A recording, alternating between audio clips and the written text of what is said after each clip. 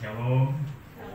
Selamat pagi Bapak Ibu jemaat yang kekasih dalam Tuhan Yesus. Kita bersyukur atas anugerah Allah yang menyertai kita sampai dengan hari ini. Karena itu kalau kita ada sampai pagi ini semua karena anugerahnya. Kita akan segera memulaikan ibadah kita pada pagi hari ini. Mari saja kita sekalian sejenak kita masing-masing berdoa kepada Tuhan. Biarlah kita diberkati baik secara perorangan pun juga secara bersama-sama melalui kehadiran kita hari ini.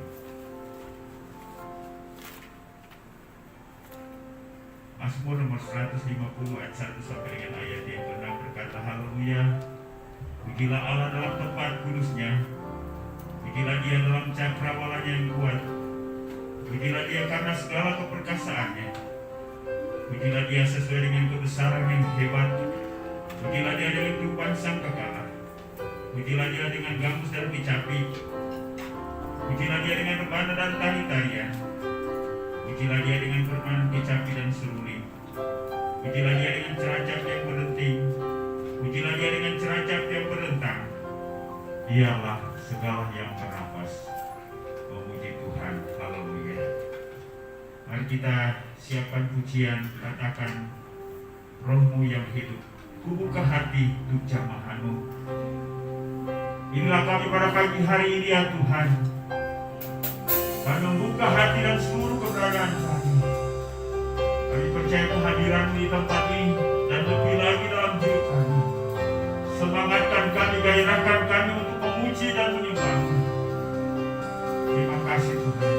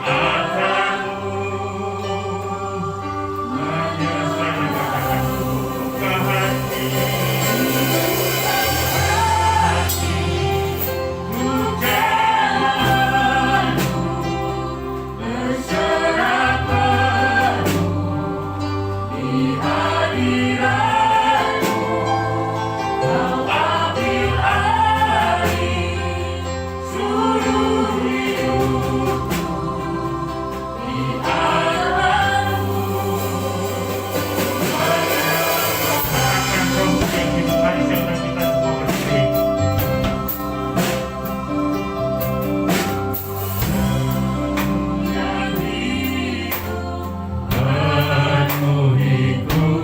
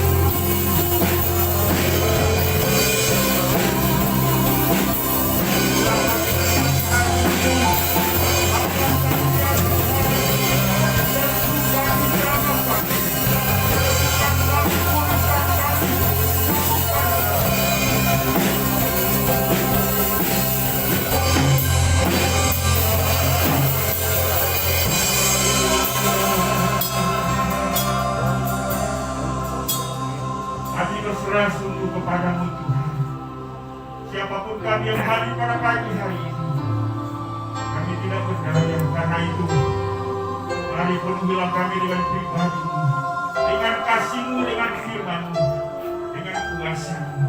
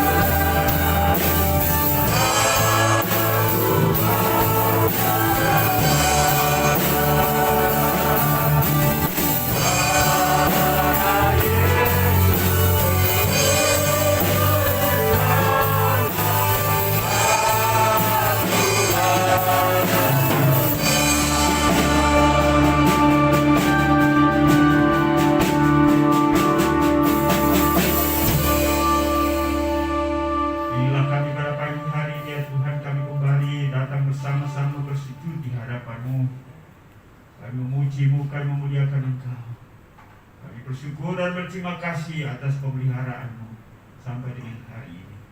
Kami akan beribadah bersama-sama. Kami percaya kehadiran-Mu di tengah-tengah kami, bahkan lebih lagi dalam hati kami. Mari penuhi kami dengan pribadi-Mu, kuasa-Mu, kasih-Mu dan firman-Mu. Biarlah hari ini menjadi hari yang keberkatan bagi kami, untuk pujian, kehormatan, kemuliaan bagi nama-Mu. Mohon urapan-Mu atas semua hamba-hamba-Mu yang melayani-Mu hari ini. Yang menyampaikan firman-Mu, worship leader, singers, pemain alat musik, kolektan, penyambut jemaat multimedia. Biarlah pelayanan hari ini hanya untuk kehormatan dan kemuliaan bagi nama Tuhan. Kiranya melalui pelayanan ibadah hari ini, seluruh jemaat Tuhan diberkati. Ibadah kami pada pagi hari ini dari awal pertengahan hingga selesainya, kami buka dan kami tabiskan hanya dalam nama Bapa, Anak dan Roh Kudus, Tritunggal yang Esa. Haleluya, sama-sama kita katakan.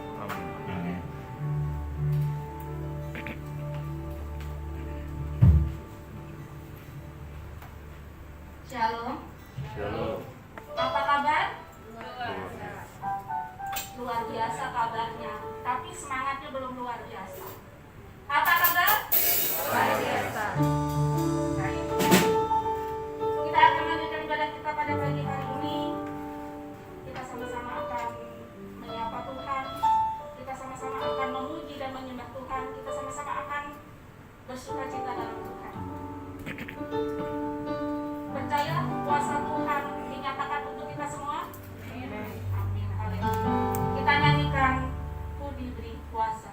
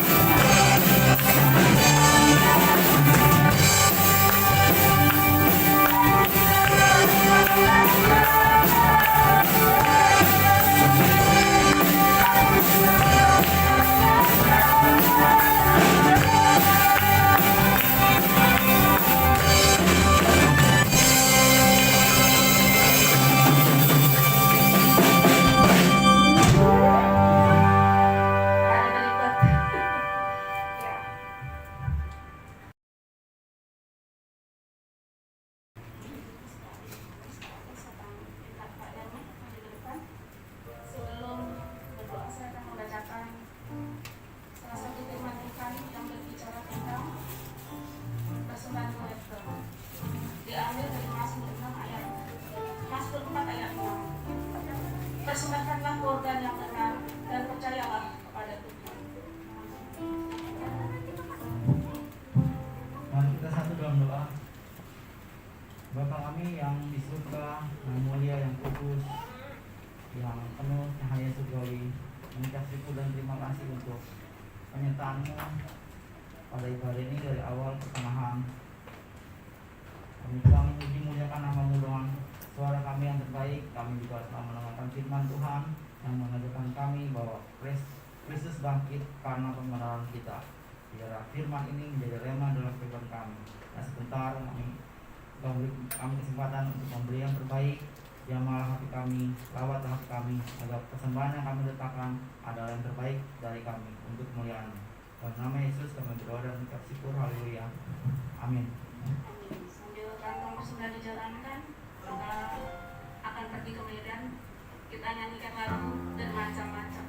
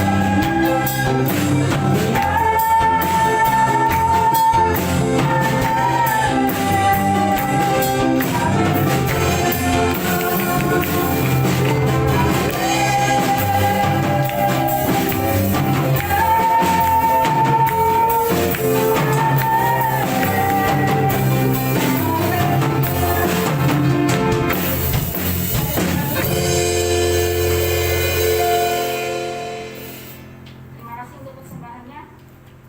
Yakin dan percaya Tuhan Yesus akan ganti 7 kali lipat. Amin. Saatnya kita akan mendengar kebenaran dari firman Tuhan. Mari siapkan hati kita untuk masuk ke dalam berita-Nya. Tak ada pengorbanan yang lebih besar daripada pengorbanan-Mu ya Tuhan. Tak ada cinta di dunia ini yang lebih besar daripada cinta-Mu ya Bapa. Terima kasih ya Bapa untuk pengorbanan-Mu pada kami semua ya Bapa. Haleluya, terima kasih. Terlalu besar telah kulihat kasih.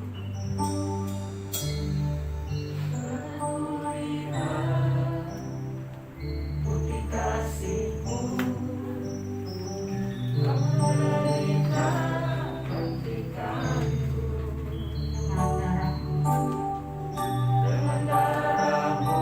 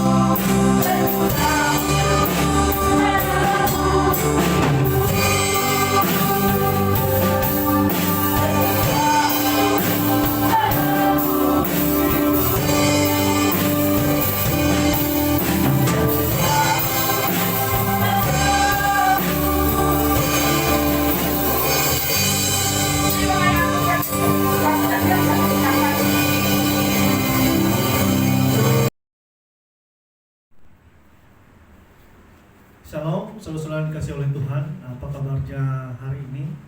Saya percaya kita dalam perlindungan Tuhan, kita semua sehat, kita masih bisa berkumpul dengan keluarga kita, dan kita bersyukur kepada Tuhan oleh karena kasih-Nya kepada kita sampai saat ini. Sebelum kita mendengarkan satu bagian firman Tuhan yang akan meneguhkan iman kita pada hari ini, maka saya mengajak Bapak Ibu, teman-teman semua untuk menyatukan hati dan pikiran kita untuk bersatu di dalam doa. Kita berdoa. Bapa Surgawi, kami bersyukur untuk kebaikan-Mu, kemurahan-Mu bagi kami semua. Kami hidup dan kami masih eksis sampai saat ini.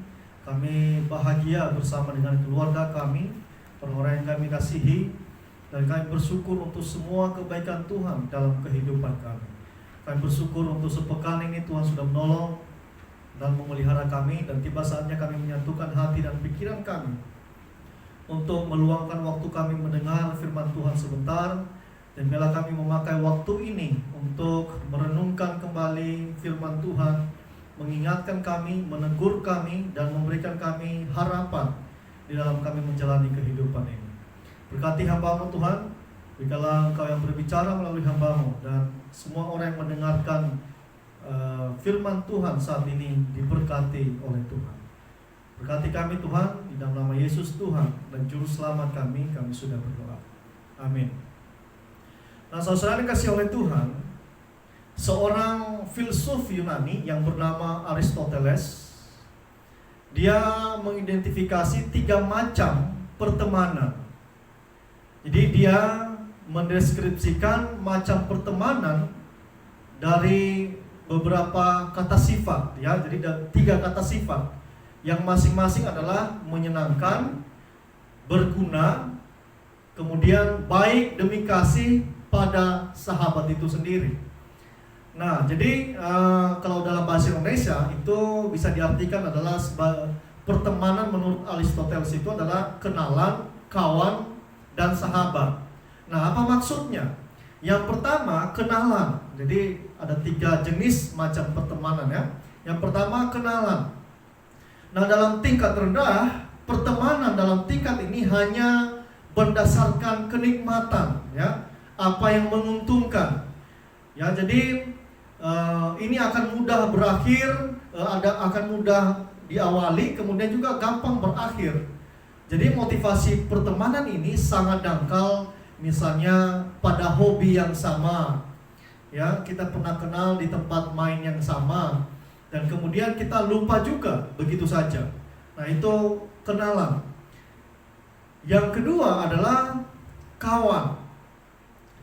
Jadi dalam jenis ini, model seperti ini paling banyak dianut oleh orang-orang kantoran. Jadi kita orang-orang kantoran ini adalah jenis yang kedua, kawan.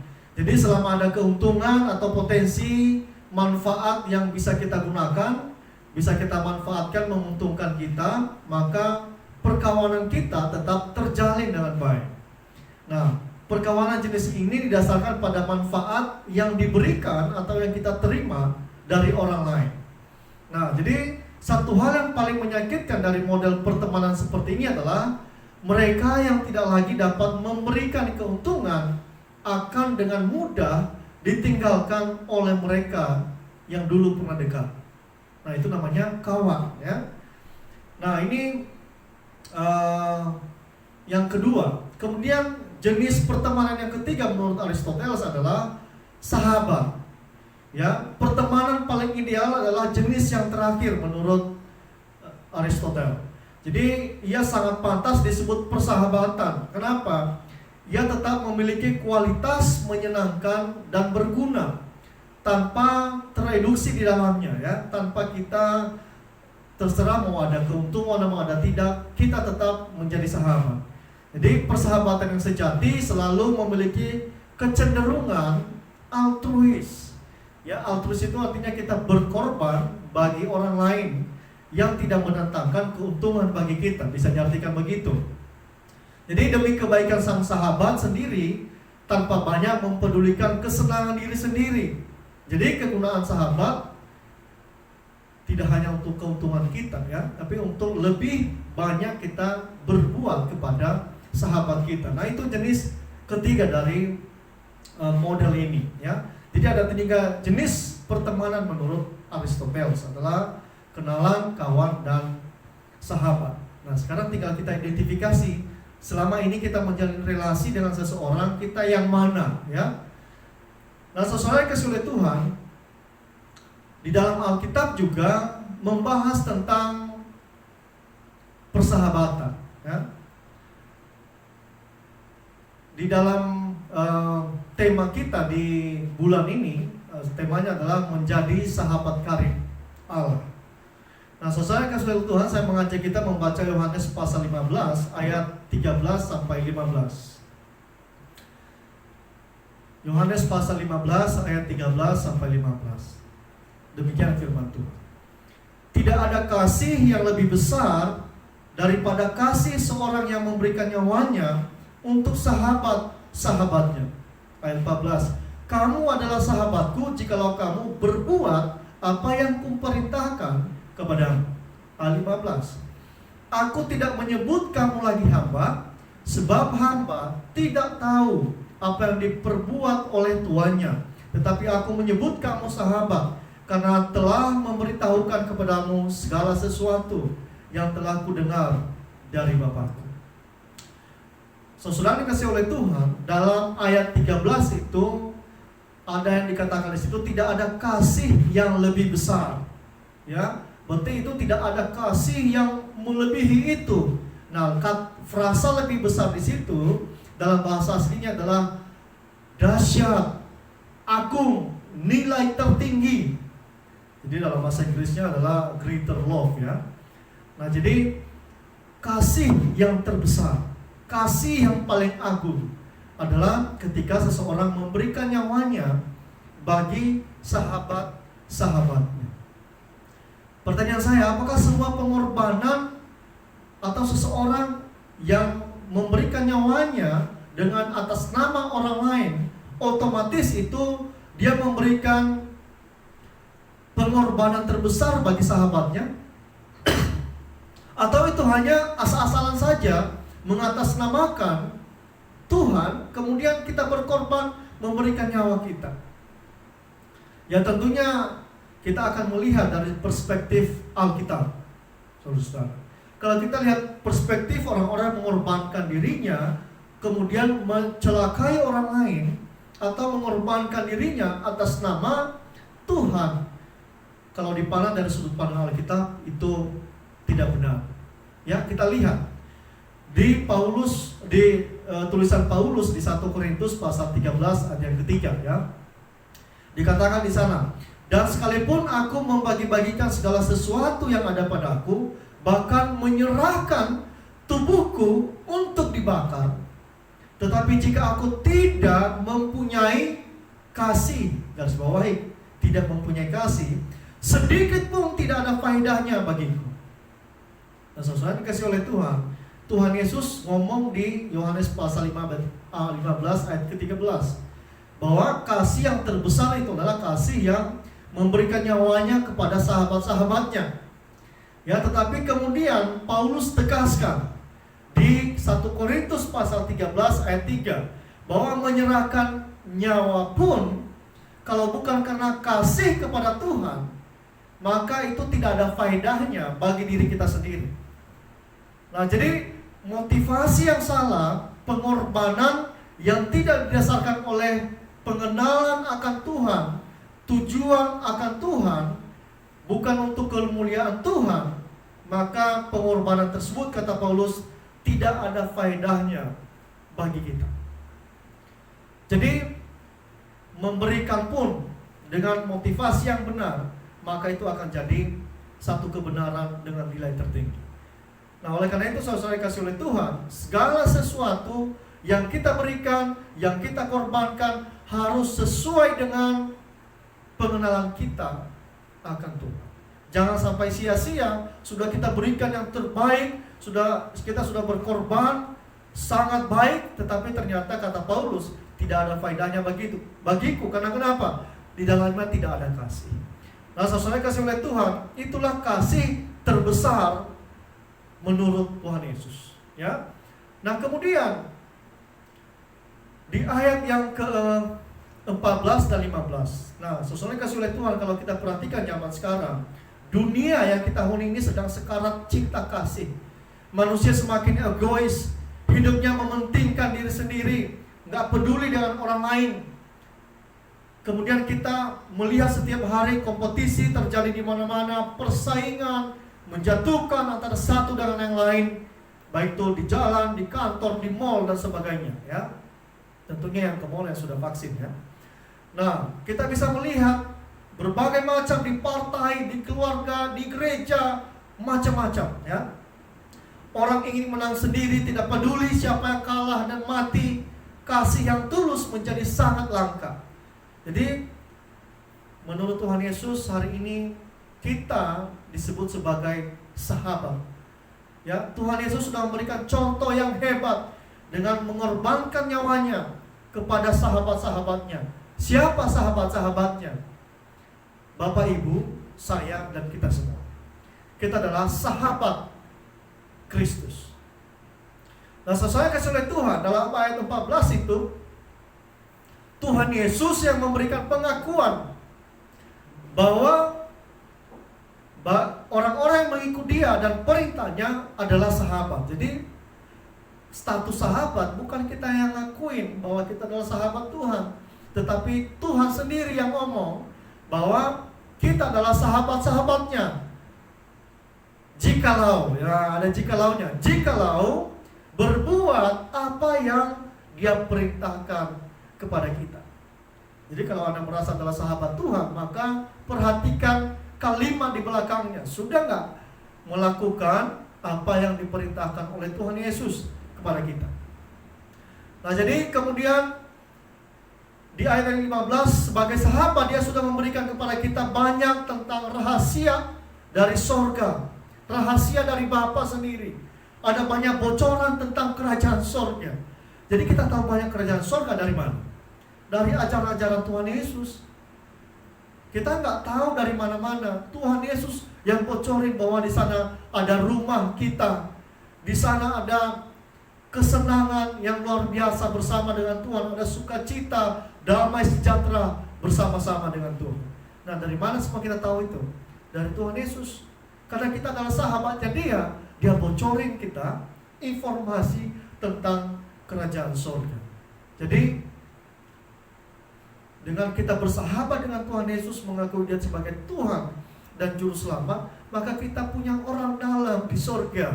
Ya, di Yohanes dikatakan kita dipersiapkan rumah di sana. Nah, tapi jangan cepat-cepat dulu minta rumahnya diselesaikan ya, karena akan segera dipanggil Bapak Ibu ya. Jadi ya nggak apa-apa, pelan-pelan saja rumahnya selesai. Jadi dengan menyebut kita sebagai orang yang berdosa, maka kita adalah sahabat. Yesus menyebut kita sebagai orang sahabatnya, tetapi sahabatnya ini adalah orang yang penuh dosa. Nah, kemudian Dia inisiatif untuk lebih dekat dengan kita, lebih dalam mengenal kita. Maka kita yang berdosa ini tidak lagi mendapat intimidasi.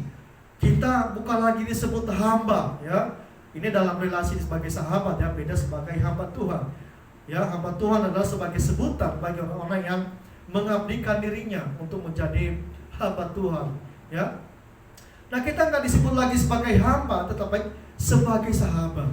Nah, ini luar biasa. Tuhan yang punya langit dan bumi menyebut kita orang yang berdosa ini, orang yang tidak layak ini sebagai sahabat. Ini suatu kejutan bagi kita. Bagaimana mungkin kita orang yang berdosa ini kemudian disebut sahabat oleh Tuhan? Nah, itulah yang disebut dengan anugerah. Sesuatu yang tidak pantas kita terima, kemudian kita diberikan dengan free, dengan cuma-cuma. Nah, saudara kasih oleh Tuhan, bagaimana kita mewujudkan dalam hidup sehari-hari sebagai sahabat karibala? Kita tahu sekarang kita udah jadi sahabat karibala, dan kita ini adalah sahabat Tuhan yang luar biasa. Lalu Pertanyaan saya, bagaimana itu diwujudkan dalam kehidupan sehari-hari sebagai status yang memiliki status sahabat karib Allah? Nah, ada 3 poin hari ini yang kita akan pelajari, Bapak Ibu ya. Yang pertama adalah jaga komunikasi. Jaga komunikasi tetap terjalin ya. Nah, posisi kita yang diakui sebagai sahabat ini adalah kehormatan bagi kita. Dan seharusnya menolong kita untuk terus terbuka kepada Tuhan. Yang kita terbuka semua pergumulan kita. Karena kita sebut dia sahabat. Biasanya kalau kita punya sahabat itu kita lebih gampang untuk curhat, betul ya? Kita apapun jeleknya kita, dia tahu. Yang paling tahu adalah sahabat. Nah, kalau kita sudah tahu sekarang bahwa kita adalah sahabat karibnya Tuhan, maka seharusnya setiap pergumulan kita, setiap apapun yang paling buruk dalam diri kita, kita harus berani curahkan itu kepada dia. Kita curhat kepada dia. Karena kita punya hak istimewa, punya privilege terhadap Tuhan, dan kita bersyukur untuk hubungan tersebut. Nah, kita jaga komunikasi. Kalau sebagai seorang sahabat ya, kalau nggak ada komunikasi putus, lama-lama kita canggung. Kalau kita dulu pernah punya sahabat, kemudian kita pindah kota, dan kemudian komunikasi kita mulai putus, lama-lama persahabatan kita juga nggak hangat lagi, nanti kaku untuk memulai percakapan. Nah, hubungan kita dengan Tuhan demikian. Lama-lama kita udah nggak peduli lagi dengan perintahnya. Kita melakukan hidup kita dengan suka-suka kita. Kita bekerja dengan suka-suka kita. Kita melakukan semua aktivitas kita. Kita membangun keluarga kita dengan suka-suka kita. Kita pacaran dengan suka-suka kita. Oleh karena itu kita perlu jaga komunikasi kita dengan Tuhan. Supaya apa?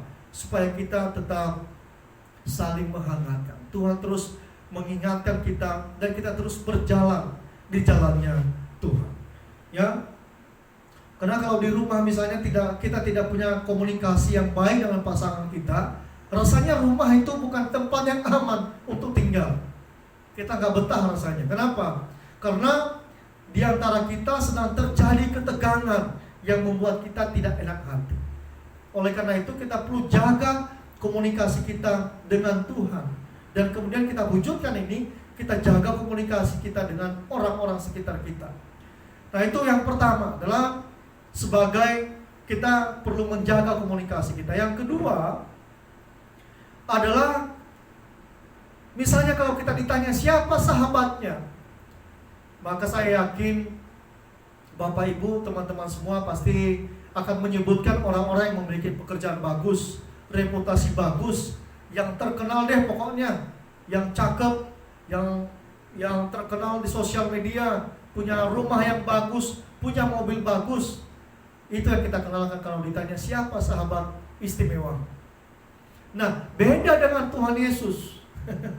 Ya, jadi poin yang kedua adalah menjadi sahabat Yesus berarti menjadi sahabat para pendosa. Kenapa saya sebutkan? Ada ayatnya ya. Jadi suatu kali itu Yesus makan malam. Kemudian datanglah para pemungut cukai dan orang berdosa. Kemudian Tuhan Yesus makan bersama-sama dengan mereka.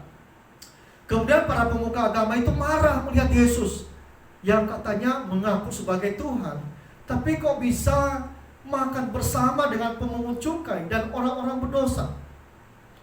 Nah, kemudian Tuhan Yesus disebut sebagai sahabat pemungut cukai dan sahabat pendosa atau sahabat orang berdosa. Nah, Yesus berkata, aku datang untuk mencari dan menyelamatkan yang terhilang, bukan membiarkan orang-orang terhilang terus terhilang. Nah, jadi kalau kita mengaku diri kita sebagai sahabat Yesus, maka kita juga siap menjadi sahabat para pendosa. Yesus secara moral, ini jangan disalahpahami Bapak Ibu ya. Yesus secara moral tidak memang menjauhi dosa, tidak melakukan dosa. Dia bahkan tidak melibatkan diri dengan cara hidup mereka. Tetapi dia memisahkan diri. Dia tidak memisahkan diri dari orang-orang yang berdosa. Justru dia habiskan waktu makan bersama dan menjadi sahabat bagi mereka. Karena kenapa? Kalau kita nggak bersahabat kepada mereka, mereka akan semakin jauh dan mereka akhirnya terhilang. Saudara-saudara Tuhan. Jadi Tuhan Yesus memberikan kita contoh untuk menjadi sahabat bagi para pendosa, bukan menjadi bagian dari pendosa, tetapi sahabat yang membawa mereka masuk untuk percaya dan menerima anugerah keselamatan yang Dia tawarkan kepada mereka. Jadi mau jadi sahabat Tuhan Yesus, berarti kita harus siap juga untuk menjadi sahabat para pendosa, ya, untuk membawa mereka mengenal dirinya, betapa berharganya dirinya. Itu sebabnya Yesus datang di dunia ini. Itu yang perlu kita lakukan. Kemudian poin yang ketiga adalah, bagi Anda yang punya sahabat, Anda perlu atau wajib membangun nilai ini. Yang ketiga adalah, jadilah sahabat yang berarti dan memberikan makna kehidupan. Jadilah sahabat yang berarti dan memberikan makna kehidupan. Nah, saudara kasih oleh Tuhan, dengan Yesus menyebutkan kita sebagai sahabatnya, maka dia menjadi sahabat yang berarti bagi kita. Dia memberikan makna kehidupan bagi kita. Ya, dengan dia menjadi sahabat kita, dia mengakui kita sahabat, dan kemudian kita merasa hidup kita yang gak pantas tadi, kemudian kita merasa kita punya masa depan, kita punya kehidupan yang layak di hadapan Tuhan. Dan kita perlu membagikan semangat ini bagi orang lain. Yang ketika kita menjadi sahabat bagi orang lain, maka kita perlu berarti bagi dia, memberikan makna kehidupan bagi dia. Bukan sebaliknya, dengan kita menjadi sahabat bagi orang, kemudian kita menghancurkan hidupnya, kita membuat dia terintimidasi, kita gosipkan dia terus-menerus, kita hancurkan dia pelan-pelan. Bukan itu semangat yang dibagikan oleh Kristus kepada kita, tetapi menjadi sahabat yang berarti dan memberikan makna kehidupan.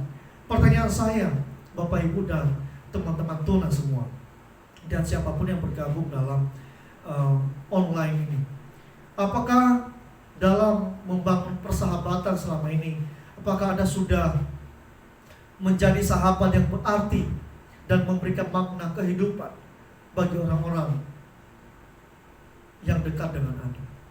Kalau belum, maka kemungkinan Anda belum merefleksikan hubungan Anda dengan Kristus. Hubungan kita dengan Kristus akan terlihat bagaimana kita memperlakukan sahabat kita, memperlakukan orang-orang yang dekat dengan kita.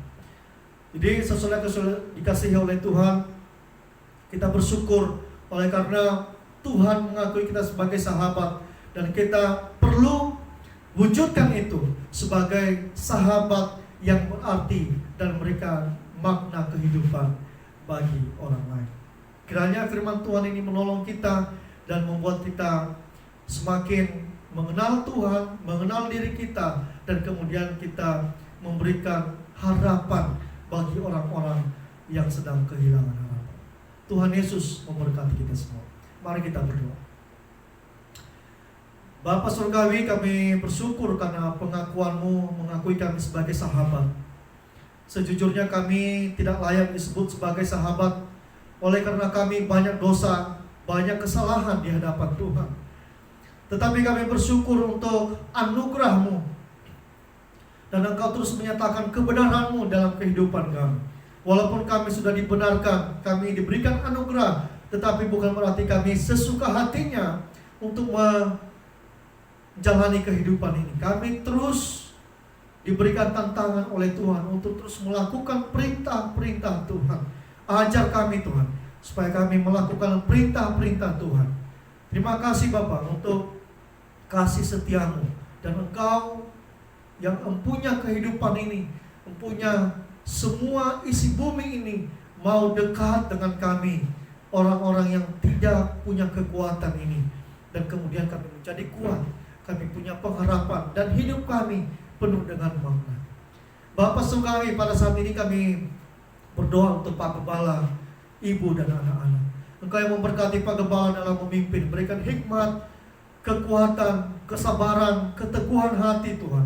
Biarlah terus beliau memimpin kami dengan urapan daripada Tuhan, dengan hikmat dan kebijaksanaan daripada Tuhan. Berkati keluarga, ibu dan anak-anak dalam pekerjaan, dalam sekolah, studi mereka. Tuhan, Engkau yang memberkati dan melindungi. Bapa di surga, berdoa untuk seluruh jemaat GKI Imarturia dimanapun berada pada saat ini. Kau berkati setiap pekerjaan, usaha mereka Tuhan. Berkati apapun yang mereka lakukan, apapun yang mereka usahakan. Jika saat ini mereka dalam keadaan sakit, Tuhan kami mohon belas kasihan-Mu.